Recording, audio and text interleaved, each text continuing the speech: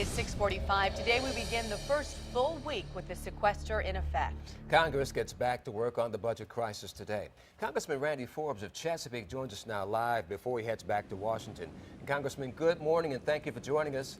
Good morning, Don, Katie. It's great to be with you. Congressman, we spent last week counting down to sequestration, and there was all the hype about it from Washington. Well, now it's here, and the White House and Speaker Boehner seem like they're downplaying it. Now, we know you never voted for it in the first place, but why are they downplaying it now? Well, Don, I think, unfortunately, there was way too much hype at the end, but not enough early on. As you remember, Don and Katie, I started a year ago going around the country and trying to raise an awareness about what sequestration was going to actually do to our military. But we need to remember, it's not just sequestration, Don. It's the fact that we have already, the administration has taken 14 times as many cuts to national defense as sequestration will take this year already. Started when they shut down the Joint Forces Command. And it will have a real impact here, but I think we can mitigate a lot of it this week. We stayed in Washington on Friday and began working on that. I hope to have a bill on the floor this week that will cut a lot of the impacts we see around here in Hampton Roads.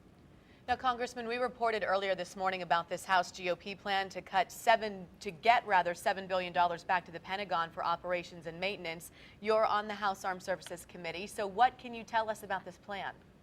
Well, Katie, there's a couple of things. One is it's not that we don't have enough money, it's that we're not spending the money in the right places.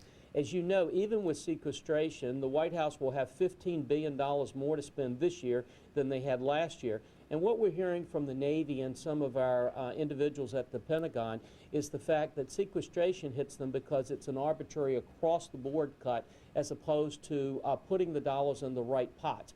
What we have done is meet with all these services over the last several weeks, and we've come up with something called anomalies, where we'll have a continuing resolution that actually then has these anomalies or changes in it that puts the money where the military actually needs it.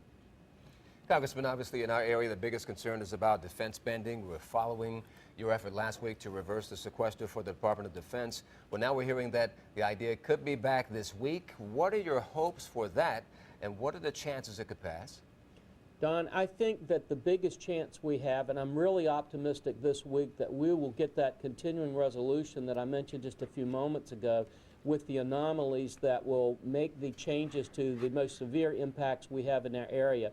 In talking with individuals at the Pentagon, talking to our defense contractors, the individuals that control most of these jobs, I think this is going to have a huge impact on our area, and I'm very, very optimistic that we will see it pass the floor of the House this week and on to the Senate, and I think the Senate will pass it and the President will sign it. Congressman Randy Forbes of the 4th Congressional District, we are all hoping that Congress can work together and work this thing out. But thank you very much for your time. Thank you, Don, Katie. Have a great day.